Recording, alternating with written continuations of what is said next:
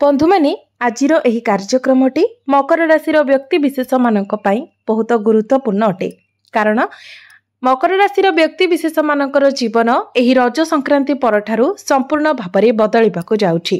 कारण ग्रह नक्षत्र मानकर चलन रे एक बड़ परिवर्तन हेबाकु जाउछि, जहा फଳରେ आपणक जीवन रे मध्य एहार प्रभाव पड़िबाकु जाउछि एवं एहार प्रभाव रे आपणकर स्वास्थ्य, शिक्षा, प्रेम जीवन, वैवाहिक जीवन, भाग्य, क्यारियर एवं व्यापार वाणिज्य क्षेत्र में एक बड़ परिवर्तन हेबाकु जाउछि।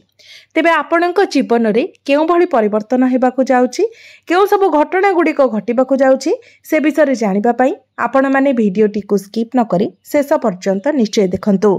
एवं आपणकर जदि मकर राशि होइथाय तो भिडियोटी को लाइक करी चैनल टी को सब्सक्राइब करी दियंतु। कमेंट बॉक्स रे भक्ति एवं श्रद्धार सहित जय श्री जगन्नाथ निश्चय लिखंतु। तो बंधु माने आसंतु आरंभ करिबा आजिर एही कार्यक्रम, जहा आपणकर जन्म राशि तथा चंद्र राशि उपरे आधारित अटे। तेबे राशि चक्रर 12 गोटी राशि मध्यरु दशम राशि हेउची मकर राशि एवं मकर राशिर राशिधिपति हेउछंती शनि। तेबे शनि आपणक कुंडलीर तृतीय भावरे विराजमान अछंती। आपणक कुंडलीर द्वितीय भावरे विराजमान अछंती राहु। चतुर्थ भावरे विराजमान अछंती शुक्र। षष्ठ भावरे विराजमान अछंती गुरु, बुध एवं सूर्य। आपणकर अष्टम भावरे विराजमान अछंती केतु एवं मंगल। तो सर्वप्रथम आसंतु जानि नेबा आपणकर स्वास्थ्य किपरि रहिबो एही रज संक्रांति परे। तेबे बंधु माने कुंडलीर प्रथम भावटी होइथाय आपणकर स्वास्थ्यर भाव, इम्युनिटी सिस्टम भाव एवं आपणक प्रथम भावर अधिपति हेउछंती शनि। शनि आपणकर तृतीय भावरे विराजमान अछंती। तृतीय भावरे शनिकर गोचर को भल माना जाय थाए। तो बंधु माने ग्रह मानकर स्थिति आपणकर स्वास्थ्य पाई बहुत भल रहुछि। तो निश्चित भावरे एही रज संक्रांति परे आपणकर स्वास्थ्य बहुत भल रहिबो। आपणकर इम्युनिटी सिस्टम मध्ये स्ट्रांग हेबो। तेबे एहा पूर्वरु जेतेबेले शनि आपणकर द्वितीय भावरे थिले तो आपणकर बहुत समय रे स्वास्थ्यगत समस्या देखा जाउथिला, मात्र ताहा वर्तमान समाधान होइजिबो। आपण निजर स्वास्थ्य रे सुधार देखिबाको पाइबे। आपण निजको स्वास्थ्यवान अनुभव करिबे। एबे आसंतु जानिबा आपणकर शिक्षा क्षेत्र किपरि रहिबो एही रज संक्रांति परे। विद्यार्थी मानक पई किपरि रहिबो रज संक्रांति परर समय। तेबे बंधु माने कुंडलीर पंचम भावटी होइथाय आपणकर शिक्षार भाव। आपणक पंचम भावर अधिपति हेउछंती शुक्र। शुक्र आपणकर चतुर्थ भावरे विराजमान अछंती। तेबे जून मास शेष आड़कू शुक्र पंचम भाव को प्रवेश करिवे। तो निश्चित भावरे शुक्रंकर स्थिति जेहेतु बहुत भल रहुची, तो आपणकर पाठ पढ़ार स्थिति मध्य बहुत भल रहिबो। तेणु जदि आपणकर कोनोसी एग्जाम रहिची, आपण किछि कॉम्पिटिटिव एग्जाम देइछंती किंबा किछि एडमिशन करिबा पई चाहुछंती, फॉर्म फिलअप करिबा पई चाहुछंती, तो निश्चित भावरे समय आपणको साथ देबो। ए सब क्षेत्र रे आपणको सफलता मिलिबो। पाठ पढ़ारे आपणकर एकाग्रता बढ़िबो। पाठ पढ़ारे आपणकर मन लागिबो एवं शिक्षा क्षेत्र रे आपणको सफलता मध्य मिलिबो। एबे आसंतु जानिबा आपणकर प्रेम जीवन किपरि रहिबो एही रज संक्रांति परे। तो बंधु माने कुंडलीर पंचम भावटी आपणकर शिक्षार भाव हेबा सहित पंचम भावटी मध्य होइथाय आपणक प्रेम जीवनर भाव। तो आपणक पंचम भावर अधिपति हेउछंती शुक्र। शुक्र आपणकर चतुर्थ भावरे गोचर करूछंती एवं खूब शीघ्र आपणकर पंचम भावरे चलन करिवे। एवं आपणकर प्रथम भावर अधिपति शनि आपणकर तृतीय भावरे विराजमान अछंती। तो प्रेम जीवन मध्य आपणकर बहुत भल रहिबो। पूर्वरु जदि आपणक मध्यरे कोनोसी भी वैचारिक मतभेद थिला, कोनोसी प्रकारर मनांतर मतांतर थिला किंबा कोनोसी प्रकारर समस्या रहितिला, सेगुडिक समाधान होइजिबो। आपणक मध्यरे बुझामणा भल रहिबो। आपण परस्पर को भल भाबरे बुझी पारिबे। आपण दुई जण मिसी किछि बड़ प्लानिंग करि पारंती, केवाडे बुलाबुली करबाको जाय पारंती। आपणक मध्यरे कनेक्शन स्ट्रांग हेबो। तो निहाती भाबरे रज संक्रांति परे आपणकर प्रेम जीवन बहुत भल रहिबो। एबे आसंतु जानिबा आपणकर वैवाहिक जीवन किपरि रहिबो एही रज संक्रांति परे। तेबे बंधु माने कुंडलीर सप्तम भावटी होइथाय आपणक वैवाहिक जीवनर भाव।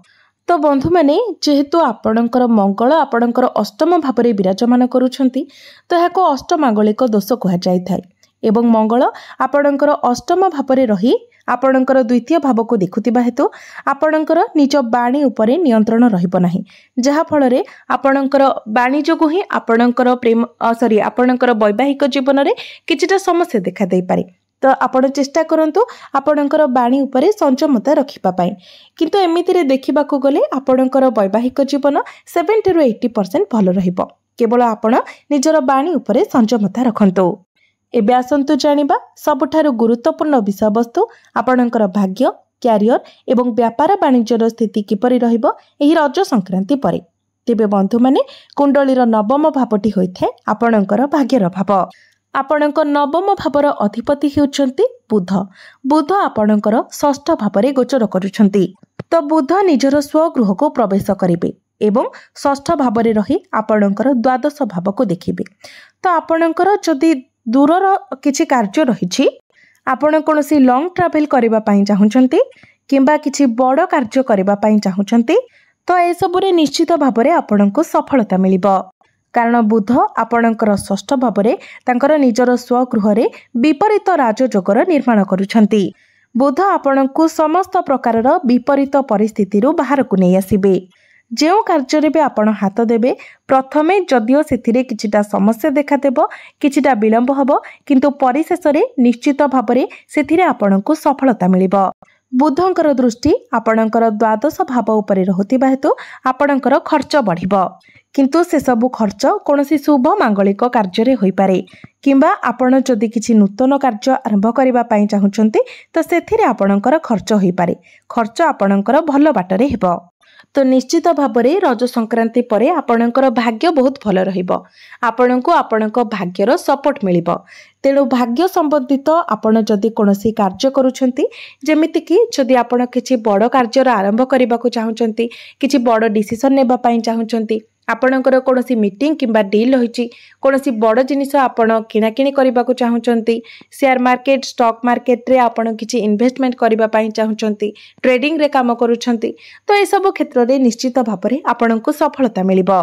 एबे आसंतु जानिबा आपणकर क्यारियर किपरि रहिबो एही रज संक्रांति परे। तेबे बंधु माने कुंडलीर दशम भावटी होइथाय आपणकर क्यारियर भाव, कार्य क्षेत्रर भाव। आपणक दशम भावर अधिपति हेउछंती शुक्र। शुक्र आपणकर चतुर्थ भावरे अछंती। चतुर्थ भावरे रही शुक्र आपणकर दशम भाव को देखुछंती। एहा परे शुक्र आपणकर पंचम भाव को चलन करिवे। तेबे बंधु माने आपण मानक पई सबुठारु बड़ कथा हेउची जे आपणक राशि रे वर्तमान शनि 7.5 संपूर्ण भावरे समाप्त होई सारिछि। एहा व्यतीत शुक्र आपणकर केंद्र रे विराजमान अछंती। तृतीय रे बुध आपणकर षष्ठ भावरे विपरीत राजयोगर निर्माण करिवे एवं आपणकर द्वादश भाव को देखिबे। तो निश्चित भावरे जेहेतु समस्त ग्रह मानकर स्थिति बहुत भल रहुचे, तो कार्य क्षेत्र रे आपण बहुत सुरुखुरु रे निजर कार्य गुडी को करिवे। आपण निज हिसाब रे काम करिवे। बहुत भल भावरे मध्य कार्य गुडी को आपण करिवे। प्रथमे आपणकर जो शनि 7.5 चलीथिला, आपणक उपरे कार्यभार अधिक थिला, रेस्पॉन्सिबिलिटी अधिक थिला, प्रेशर अधिक थिला। वर्तमान से सब धीरे धीरे कम होई जिवो। आपणकर कार्य क्षेत्र रे एक सकारात्मक परिवर्तन हेबो, जहा आपणको भल लागिबो। जदि पूर्वरु आपणकर कार्य क्षेत्र रे आपणक विरुद्ध रे किछि पॉलिटिक्स चालुथिला, तो वर्तमान से सब मध्य बंद होई जिवो। समस्ते आपणकर प्रशंसा करिबाकू लागिबे। कारण बुध मध्य आपणकर षष्ठ भावरे विपरीत राजयोगर निर्माण करिवे। रोग ऋण शत्रुरु आपणको मुक्ति मिलिबो। एहा व्यतीत जदि आपण कोनोसी कंपटीशन रे पार्टिसिपेट करिबाकू चाहुचंती, तो निश्चित भावरे करंतु, कारण सेथिरे मध्य आपण विजय लाभ करिवे। तो क्यारियर को नेकी आपणको पई 90% भल रहुची। किंतु मंगलंकर दृष्टि जेहेतु द्वितीय भाव उपरे रहुची, तेणु आपण निजर क्रोध उपरे एग्रेशन उपरे नियंत्रण रखंतु। स्ट्रेट फॉरवर्ड होई काहाकू किछि कुहंतु नाही किंबा तरबरिया होई काहाकू किछि सीधा सळक कुहंतु नाही। बिजनेस कथा जदि कहिबा, तो बिजनेस को नेकी रज संक्रांति परे आपणको पई समय 100% भल रहिबो। कारण बुधंकर स्थिति बहुत भल रहुची, शुक्रंकर स्थिति मध्य बहुत भल रहुची, शनिकर स्थिति मध्य बहुत भल रहुची। तो बिजनेस रे आपणकर ग्रोथ हेबो, आपणकर डेली इनकम बढ़िबो, फाइनेंशियल ग्रोथ हेबो। आपण जदि आपणकर बिजनेस को आगको बढ़ांती, तो सेथिरे मध्य आपणको लाभ मिलिबो। तो निश्चित भाव में आपण आपणकर बिजनेस को आग को बढ़ाइबा पई चेष्टा करंतु सेतिरे आपण सफल हेबे। एबे आसंतु जानिबा किछि उपाय विषय जे उपाय गुड़िक करबा द्वारा आपनको अधिक मात्रा रे शुभ फल प्राप्ति हेबो एवं जहा किछिटा अशुभत्व रहउछि सेगुड़िक मध्य खंडन होइजिबो। तो बंधु माने जेहेतु आपणकर राशि स्वामी शनि अटंती तेणु प्रत्येक दिन आपण शनिकर बीज मंत्र 108 थर जप करंतु। प्रत्येक दिन शुक्रंकर बीज मंत्र मध्य 108 थर जप करंतु। प्रत्येक दिन गायत्री मंत्र मध्य 108 थर जप करंतु एवं प्रत्येक दिन हनुमान चालीसार पाठ करंतु एवं प्रत्येक दिन आपण उदित सूर्य को तंबा पात्र रे जलार्घ्य अर्पण करंतु। निश्चित भाव में आपनको अधिक मात्रा रे शुभ फल प्राप्ति हेबो।